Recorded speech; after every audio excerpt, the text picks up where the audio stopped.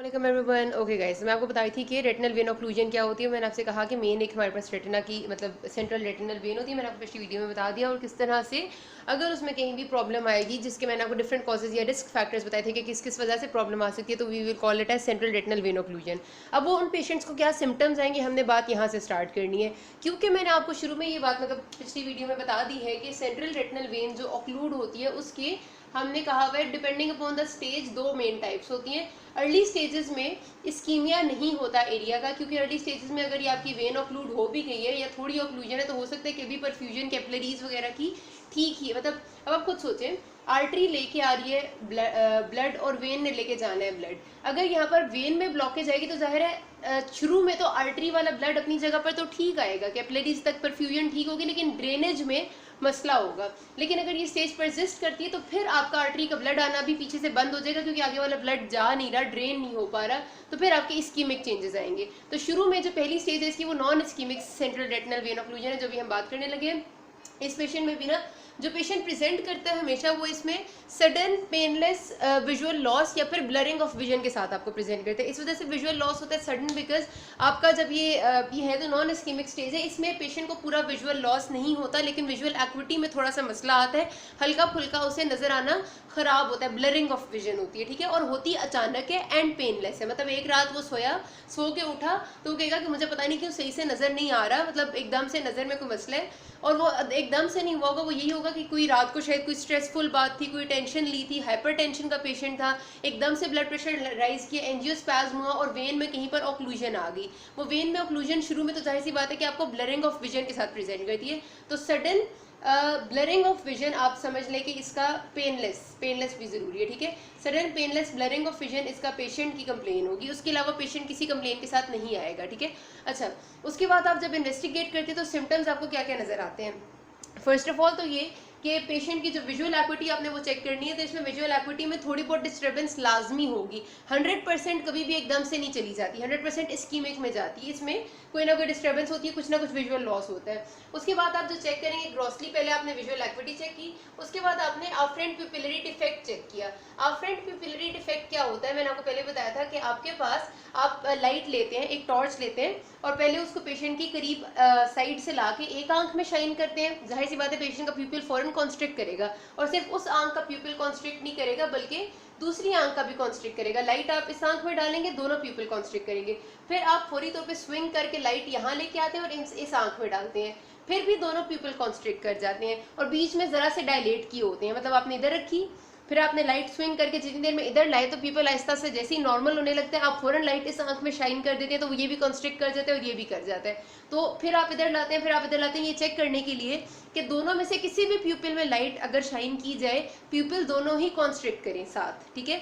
अगर प्यूपिल किसी जगह पर ये वाला प्यूपिल जो है इसमें मैंने लाइट डाली है तो इससे ये प्यूपिल कॉन्स्ट्रिक्ट कर रहा है लेकिन ऑपोजिट नहीं कर रहा, या फिर इसमें डालिए तो यही वाला प्यूपिल कॉन्स्ट्रिक्ट नहीं कर रहा, तो इसका मतलब ये होता है कि आपका ऑप्टिक नर्व में कहीं ना कहीं प्रॉब्लम है, बिकॉज ऑप्टिक नर्व के थ्रू मैसेज जाना है और वो मैसेज फिर वापस जब आता है तो वो ज़ाहिर आपकी दूसरी नर्व के थ्रू आता है, which is your third nerve, लेकिन जाता ऑप्टिक नर्व के थ्रू है। तो आपको पता चल जाएगा ये आफ्रेंट प्यूपिलरी डिफेक्ट से कि अगर ये प्रेजेंट है, यानी कि एक साइड पे लाइट शाइन करने से दूसरा प्यूपिल कॉन्स्ट्रिक्ट नहीं कर रहा, आफ्रेंट प्यूपिलरी डिफेक्ट प्रेजेंट है, इसका मतलब है कि आपकी ऑप्टिक नर्व लीजन भी हो चुकी है, ऑप्टिक नर्व में भी कहीं ना कहीं मसला आ चुका है because of the vein occlusion. तो वो आपको डिग्री बता सकते हैं, स्टेज बता सकते हैं कि कितनी ज़्यादा वेन ऑक्लूजन थी और उसने कितने इफेक्ट्स किए हैं, क्योंकि आपको इस्कीमिक इफेक्ट्स एकदम से पूरे के पूरे तो नज़र नहीं आएंगे, ज़ाहिर है थोड़ा बहुत तो इस्कीमिया होगा आपकी नर्व का। वो इस्कीमिया आपको शुरू में हो सकता है कि आफ्रेंट प्यूपिलरी डिफेक्ट की तरह प्रेजेंट करे और पूरे विजुअल लॉस के साथ प्रेजेंट ना करे, लेकिन जाहिर सी बात है कि जब कंप्लीट इस्कीमिया होता है, मैंने आपको पहले भी बताया था कि जब इस्कीमिया होता है तो यहाँ पर से नर्व के जो पोर्शन है वो भी डिजेनरेट होके आपके निकल के फंडस पे अपेयर होते हैं, और फंडस पे वो अपेयर होते हैं एज कॉटन वूल स्पॉट्स, ठीक है। ये बात मैंने आपको पहले भी बताई थी, तो ये बात आपको याद रखनी है कि आफ्रेंट प्यूपिलरी डिफेक्ट बहुत जरूरी है, ठीक है। अभी हमने पेशेंट की ग्रॉस इन्वेस्टिगेशन चल रही है, विजुअल एक्विटी चेक कर ली, आफ्रेंट प्यूपिलरी डिफेक्ट चेक कर लिया, जो कि या तो एब्सेंट होता है, डिफेक्ट नहीं होता, पेशेंट का ठीक होता है हिसाब किताब। क्यों ठीक होता है? क्योंकि this is non ischaemic type, इसमें आपका इस्कीमिया नहीं हुआ होता, इस वजह से नर्व डैमेज नहीं हुआ होता कोई खास किस्म का, इस वजह से इस स्टेज पे आफ्रेंट पिपिलरी डिफेक्ट इज नॉट प्रेजेंट या फिर नॉर्मल होता है, मतलब आपके दोनों पीपल कॉन्स्ट्रिक्ट कर जाते हैं। इंट्राओकुलर प्रेशर आपने इसलिए चेक करना है ताकि आपको पता चल सके कि भाई ऐसे तो नहीं है कि आपको ग्लोकोमा एसोसिएटेड कोई मसला चल रहा है, तो वो आपने चेक कर लेना होता है, जो कि अगर ग्लोकोमा नहीं है तो फिर आपको नॉर्मली मिलेगा। अच्छा, उसके बाद आपने अब करनी है fundus examination which is important. Fundus examination पे आपको क्या क्या मिलेगा, अपने जहन में आप खुद लेके आए एक सेकंड के लिए कि आपको मैंने बताया कि इस्कीमिया इस स्टेज में नहीं है, सिर्फ थोड़ा बहुत आपको इस्कीमिक चेंजेस जैसी कोई चीज़ मिल सकती है और थोड़ी बहुत आपको ऐसे कोई सिलसिला नज़र आ सकता है कि कोई फंडस में चेंजेस आने शुरू हुई हैं लेकिन कंप्लीट नहीं आएंगी। तो क्या क्या होगा फंडस में, सबसे पहले तो आपको जाहिर सी बात है कि वेन ऑक्लूजन है, अगर वेन में ऑक्लूजन है तो उससे पिछला जो वेन का एरिया वो तो एकदम से एडिमेटस हुआ होगा, ठीक है। सपोज इस जगह की वेन ऑक्लूडेड है तो यहाँ पर पीछे एकदम से ऑक्लूजन के पीछे एडिमा हुआ होता है ना, एडिमा की वजह से हमेशा से ये होता है कि वेसल की परमिएबिलिटी इंक्रीज हो जाती है उस जगह की, ऐसे ही वेसल की परमिएबिलिटी इंक्रीज होती है तो ब्लड भी बाहर आएगा और बाकी एडिमेटस फ्लूइड भी बाहर आएगा। तो आपको पहली चीज जो नजर आएगी वो ये कि आपको हेमरेजेस नजर आएंगे, ठीक है। आपको जो पिक्चर नजर आएगी उसमें आपको हेमरेजेस मिलेंगे, आपको डिफ्यूज या माइल्ड एडिमा मिलेगा। क्यों मिलेगा, क्योंकि एक जगह पर ब्लॉकेज हुई, ब्लॉकेज की वजह से बॉडी एकदम से उस जगह पर इन्फ्लेमेटरी रिएक्शन ने एक्टिवेट करती है, एडिमा और हेमरेज मिल गए। एडिमा और हेमरेज के साथ साथ आपको वेन्स बहुत ज्यादा, जो बाकी वेन्स हैं मतलब जो ब्रांचेज हैं ये नजर आ रही हैं वो बहुत इंगॉर्ज्ड मिलेंगी, बहुत ज्यादा टॉर्चुअस और डायलेटेड मिलेंगी। क्यों, क्योंकि पीछे रास्ता बंद है तो सारा ब्लड उनमें आके जमा हो रहा है तो वो बड़ी बड़ी होगी, वो डायलेटेड होगी हैं। अब एक सवाल यहाँ पर आता है कि आप फंडस में आर्टरी और वेन को डिफ्रेंशिएट कैसे कर सकते हैं, मतलब हमें कैसे पता कि आर्टरी कौन सी और वेन कौन सी फंडस देखते हुए। तो उसमें कुछ like hard and fast rule नहीं होता लेकिन कुछ आइडिया लगाया जा सकता है इस तरह से कि आर्टरी जो है वो ज्यादा ब्राइट कलर की होती है, ये हमेशा याद रखना। आर्टरी का कलर ज्यादा ब्राइट होगा लेकिन वेन्स का कलर डार्क होगा, ठीक है। आर्टरीज पतली होती हैं, दे हैव लेस कैलिबर, और वेन्स का जो कैलिबर है वो ज्यादा होता है, वो मोटी होती हैं।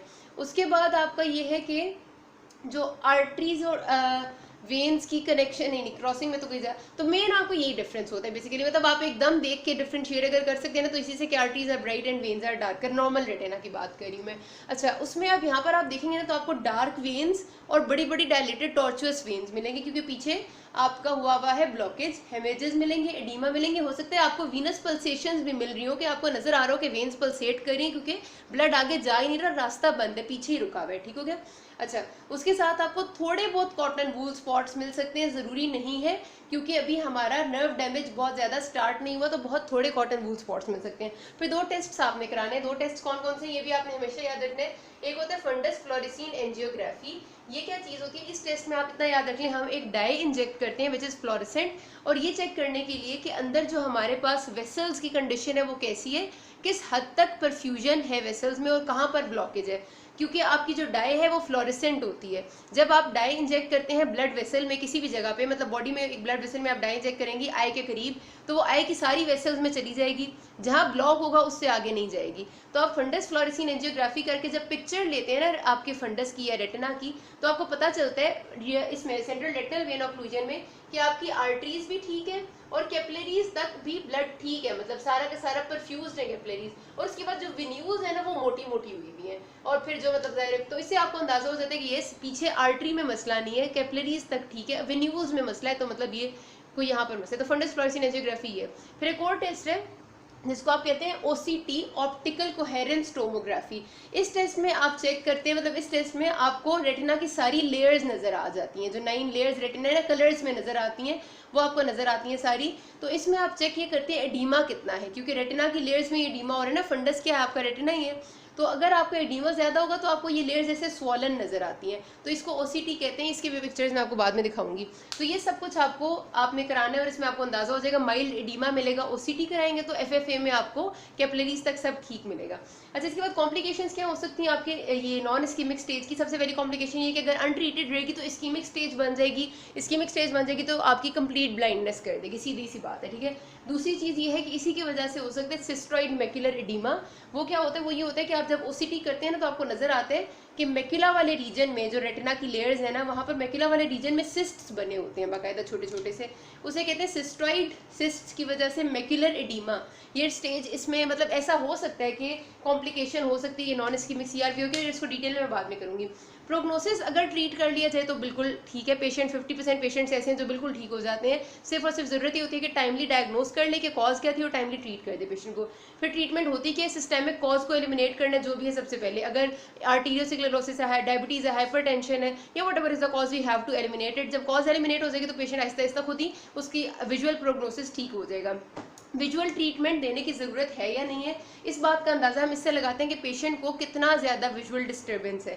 मतलब ज़ाहिर पेशेंट आपके पास विजुअल लॉस के साथ आएगा, तो अगर उसकी विजुअल एक्टिविटी जो है वो ज़्यादा पुअर है, 6/9 से ज़्यादा पुअर चली गई है, तो फिर आप उसको, सॉरी 6/9 कह रही हूँ, अगर उसकी विजुअल एक्टिविटी आप समझ लें हाफ से ज़्यादा डेट्रियोरेट हो गई है, तो उस केस में हमें उसे फिर ऑक्यूलर ट्रीटमेंट भी साथ देना है। सिस्टेमिक तो देना ही देना है और ऑक्यूलर यानी आई में भी देना पड़ेगा।